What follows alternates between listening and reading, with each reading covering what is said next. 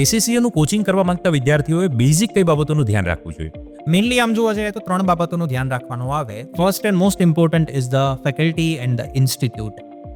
Faculty expert છે કે એસીસીએમાં guidance આપી શકે. ઇન્સ્ટિટ્યૂટ કેટલા એક્સપિરિયન્સનું છે.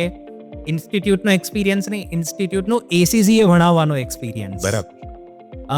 ધેન આફ્ટર સેકન્ડ થિંગ આવે છે એ કે ઇન્સ્ટિટ્યૂટ પાસે ઓનલાઈન ઓફલાઈન સપોર્ટ છે કે નહીં. યસ.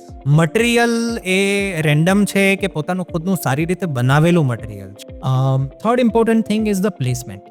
આ કેસની અંદર આપણે ત્યાં એ બેનિફિટ છે કે હું પોતે એસીસીએ થયેલો છું. ઓકે. આપણે 8 વર્ષથી ખાલી ને ખાલી એસીસીએ જ ભણાવીએ છીએ. રાઈટ. ઇન્સ્ટિટ્યૂટનો બી એક્સપિરિયન્સ 8 વર્ષનો છે, મારો ખુદનો એક્સપિરિયન્સ 8 વર્ષનો છે. સેકન્ડ છે આપણે આપણું ખુદનું મટીરિયલ બનાવેલું છે કે જેટલા વર્ષો તમે વિતાવો એટલું તમારામાં ઇમ્પ્રુવમેન્ટ આવે.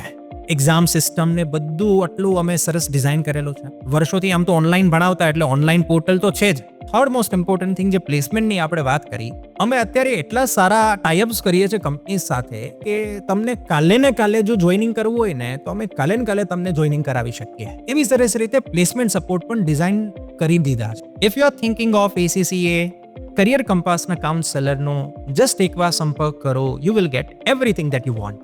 વધુ માહિતી માટે વોટ્સએપ નંબર પર જસ્ટ ACCA લખીને મોકલો.